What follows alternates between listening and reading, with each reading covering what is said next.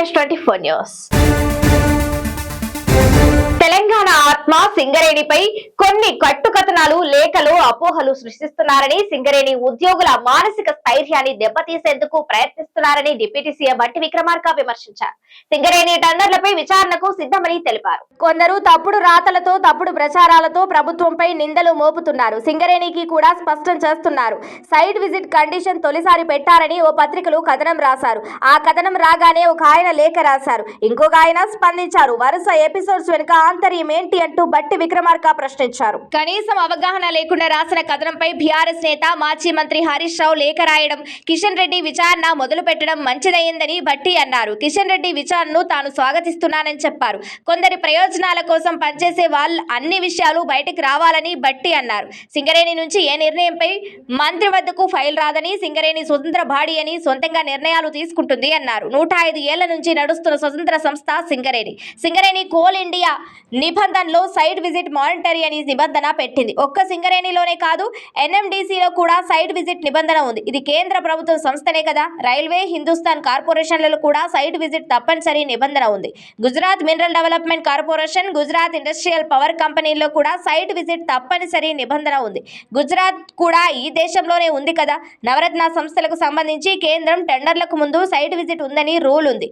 Ministers, finance, Sainik school, defence, HPCL ఇలా ప్రతి టెండర్లకు ముందు సైట్ విజిట్ సర్టిఫికేట్ ఉండాలని కేంద్రం నిబంధన పెట్టిందని భట్టి విక్రమార్క అన్నారు. దేశవ్యాప్తంగా అన్ని రాష్ట్రాల్లో సైట్ విజిట్ నిబంధనకు సంబంధించిన ఆధారాలను భట్టి విక్రమార్క సూచించారు.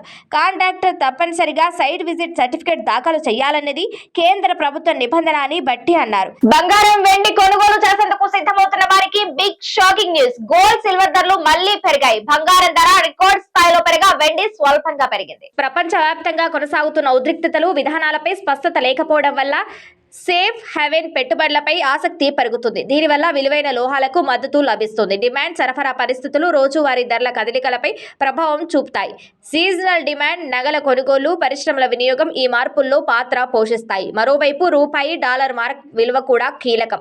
రూపాయి బలహీనపడితే దిగుమతులు ఖర్చు పెరుగుతుంది. అప్పుడు ప్రపంచ ధరలు స్థిరంగా ఉన్న బంగారం, వెండి ధరలపైకి వెళ్లే అవకాశం ఉంటుంది. నేడు 10 గ్రాముల 24 క్యారెట్ల బంగారంపై 1350 పెరగ్గా, 22 క్యారెట్ల బంగారంపై 1470 పెరిగింది. మరోవైపు అంతర్జాతీయ మార్కెట్లోనూ గోల్డ్ రేట్ పెరిగింది. ఔన్స్ గోల్డ్ పై $78 పెరగటంతో ప్రస్తుతం ఔన్స్ గోల్డ్ $4988 వద్ద ట్రేడ్ అవుతోంది. తెలుగు రాష్ట్రాల్లోని ప్రధాన నగరాలైన హైదరాబాద్, విజయవాడ, విశాఖపట్నంతో పాటు తదితర నగరాల్లో బంగారం ధరలు భారీగా పెరిగింది. దీంతో హైదరాబాద్, విజయవాడ, విశాఖపట్నంలో 10 గ్రాముల 22 క్యారెట్ల పసిడి 1,45,400కు చేరుకోగా, 24 క్యారెట్ల ధర 1,58,620కు చేరింది. దేశంలోని ప్రధాన నగరాల్లో దేశ రాజధాని ఢిల్లీలో 22 క్యారెట్ల 10 గ్రాముల బంగారం ధర 1,45,550 కాగా, 24 క్యారెట్ల ధర 1,58,770కి చేరింది. ముంబై, బెంగళూరు, చెన్నై నగరాల్లో 10 గ్రాముల 22 క్యారెట్ల పసిడి ధర 1,45,400కు చేరగా, 24 క్యారెట్ల ధర 1,58,620కి చేరింది. వెండి ధర 3,60,100కు చేరింది. ఇక ఢిల్లీ, ముంబై, బెంగళూరు నగరాల్లో కిలో వెండి రేటు 3,55,100 వద్ద చేరింది. చెన్నైలో కిలో వెండి ధర 3,60,100 వద్ద కొనసాగుతుంది. తెలంగాణ ప్రభుత్వం కీలక నిర్ణయం తీసుకుంది. ప్రభుత్వ ఉద్యోగుల పనితీరుపై సర్కార్ కఠిన చర్యలకు శ్రీకారం చుట్టింది. ఈ క్రమంలో ప్రభుత్వ ఉద్యోగుల నిబంధనలో సంచలన మార్పులు తీసుకొచ్చింది.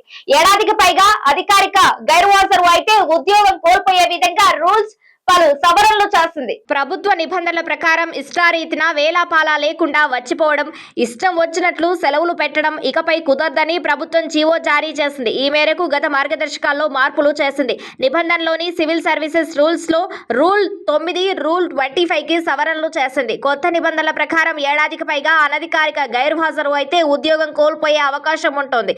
అదేవిధంగా 5 ఏళ్లకు మించి నిరంతర గైర్హాజరు అయితే సేవల నుంచి తొలగించే విధంగా సవరణ జరిగింది. అయితే ఇలాంటి చర్యలు తీసుకునే ముందు సదరు ఉద్యోగులకు షోకాజ్ నోటీసులు ఇవ్వడం తప్పనిసరి అని ప్రభుత్వం తెలిపింది. ప్రతి ఏటా కొందరు ఉద్యోగులు దీర్ఘకాలిక సెలవులపై వెళ్లడం, కొందరు కేసుల్లో ఇరుక్కొని విచారణల పేరుతో డుమ్మా కొట్టడం, మరికొందరు విదేశాల్లోని పిల్లల వద్దకు వెళ్లడం జరుగుతుంది. కొందరు కనీసం సెలవులను పొడిగించుకునే యోచన కూడా చేయని పరిస్థితి. ఇక మరికొందరు ఇష్టం లేని పోస్టుల్లో నాన్ ఫోకల్లకు బదిలీలు అయినప్పుడు ఇలా సెలవులు పెట్టడం పరిపాటిగా మారింది. ఇంకొందరు ఉద్యోగులు తమకు అనుకూలమైన ప్రభుత్వం లేనప్పుడు దీర్ఘకాల సెలవుల్లో ఉండి కొత్తగా తాము అనుకున్న ప్రభుత్వం కొలువుదీరగానే వచ్చి జాయిన్ అవుతారు. అలాంటి వాటికి చెక్ పెట్టేలా నిబంధనలో ప్రభుత్వం మార్పు చేసింది. ఆసియాలోని అతిపెద్ద గిరిజన జాతరగా ప్రపంచ వ్యాప్తంగా ప్రాముఖ్యత సంతరించుకున్న మేడారం సమ్మక్క సారలమ్మ జాతరకు రంగం సిద్ధమైంది. ఈ నెల 28వ తేదీ నుంచి జాతర ప్రారంభం కానుంది.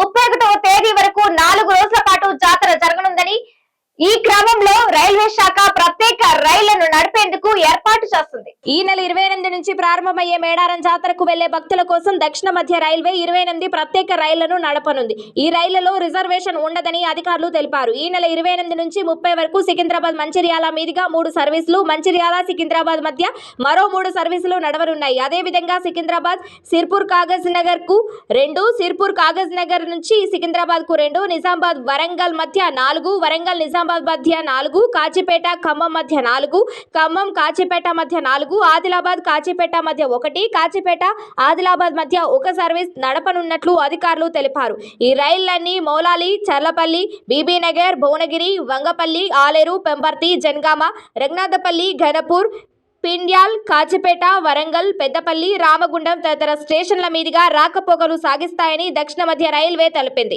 మరోవైపు మేడారం జాతర కోసం టీజీఎస్ ఆర్టీసీ ప్రత్యేక బస్సులను నడుపుతోంది.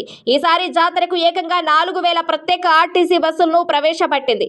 రాష్ట్ర రాజధాని హైదరాబాద్ తో పాటు రాష్ట్రంలోని 51 పాయింట్ల నుంచి ఈ బస్సులను తిప్పనుంది. అన్ని ప్రధాన నగరాలు, పట్టణాల నుంచి ఈ బస్సులు మేడారంకు రాకపోకలు సాగించనున్నాయి. ఈ బస్సులు ఈ నెల 25వ తేదీ నుంచి ఫిబ్రవరి 1వ తేదీ వరకు తిప్పనున్నట్లు టీజీఎస్ఆర్టీసీ ప్రకటించింది. మేడారంలో 50 ఎకరాల్లో తాత్కాలిక బస్ స్టేషన్ ఏర్పాటు చేశారు. అదేవిధంగా 9 కిలోమీటర్ల పొడవుతో 50 క్యూ లైన్లు ఏర్పాటు చేశారు. ఈ క్యూ లైన్లలో 20,000 మంది ఒకేసారి నిలబడొచ్చు. ప్రయాణికుల కోసం రెస్ట్ రూమ్స్, వేచి ఉండేందుకు కుర్చీలు, అలాగే వాటర్ లాంటి మౌలిక సదుపాయాలు ఏర్పాటు చేశారు. భారత రాష్ట్ర సమితితో తెగదింపులు చేసుకుని బయటకు వచ్చిన మాజీ ఎమ్మెల్సీ కేసీఆర్ కుమార్తె కవిత వచ్చే స్థానిక మున్సిపల్ ఎన్నికల్లో పోటీ చేసేందుకు సిద్ధమయ్యారు. అయితే సొంత రాజకీయ పార్టీ అయిన జాగృతి పార్టీ రిజిస్ట్రేషన్ ప్రక్రియ ఆలస్యం అవుతుండటంతో ఈ ఎన్నికల్లో ఫార్వర్డ్ బ్లాక్ పార్టీలో కలిసి పోటీ చేసేందుకు ఒప్పందం కుదుర్చుకునే పనిలో ఉన్నారు. ఆల్ ఇండియా ఫార్వర్డ్ బ్లాక్ పార్టీకి సింహం గుర్తు ఎప్పటి నుంచో ఉంది. తెలుగు రాష్ట్రాల్లో ఇండిపెండెంట్ గా పోటీ చేయాలన్నా, ఏదైనా పార్టీ రెబల్ గా పోటీ చేయాలన్నా ఈ సింహం గుర్తుపై చాలా మంది ఆధారపడతారు. గతంలో మంత్రి జూపల్లి బీఆర్ఎస్ పార్టీలో ఉన్నప్పుడు తిరుగుబాటు జెండా ఎగరవేసి కొల్లాపూర్ మున్సిపాలిటీలో మెజార్టీ సీట్లు సాధించారు. సింహం గుర్తు ప్రజల్లోకి ఆకట్టుకునేలాగా ఉండటంతో పాటు రెబల్ లుక్ ఇవ్వడం, ఈజీ సింబల్ కావడంతో ప్రజలు త్వరగా ఆకర్షితులవుతారు. గత 2 దశాబ్దాలుగా ప్రతి ఎన్నికల్లో ఈ సింహం గుర్తు ప్రధాన పార్టీలతో పాటు కనిపిస్తూ వస్తుంది. అందుకే కవిత ఫార్వర్డ్ బ్యాక్ పార్టీ నేతలతో చర్చలు జరిపినట్లు సమాచారం. ఈ మున్సిపల్ ఎన్నికల వరకు ఫార్వర్డ్ బ్యాక్ బీఫామ్ తో జాగృతి అభ్యర్థులు పోటీ చేయనున్నట్లు తెలుస్తోంది. ఎన్నికలు జరుగుతున్న అన్ని మున్సిపాలిటీల్లోనూ జాగృతి పోటీ చేయనున్నట్లు సమాచారం. జాగృతి పార్టీ రిజిస్ట్రేషన్ కంప్లీట్ కావడానికి ఇంకొక 4-5 నెలల సమయం పడుతుంది. ఈ నెల 27న మున్సిపల్ ఎన్నికల నోటిఫికేషన్ విడుదల కానుంది. దీంతో అంత సమయం లేనందున సింహం గుర్తుతో పోటీకి దిగాలని కవిత నిర్ణయించుకున్నట్ట. అయితే సింహం గుర్తుతో పోటీ చేయనున్న కవిత అభ్యర్థులు ఎవరి ఓట్లను మింగేయాలన్నారు అనేది ఇప్పుడు రాజకీయ వర్గాల్లో ఆసక్తిగా మారింది. ఇది ప్రభుత్వ వ్యతిరేక ఓట్లను చీలుస్తుందా, లేక అధికార పార్టీ ఓట్లను కొల్లగొడుతుందా అనేది సస్పెన్స్ గా మారింది. మున్సిపల్ ఎన్నికల బరిలో అటు జాగృతి అభ్యర్థులు కూడా పోటీ చేయటంతో దీనిపై ఇటు గులాబీ పార్టీలో కూడా తీవ్ర చర్చ జరుగుతోంది. ఇది వాలిటీ బులెటిన్. మరో బులెటిన్ తో మళ్ళీ కలుద్దాం. Stay on TS24 news. నేను మీ విద్య.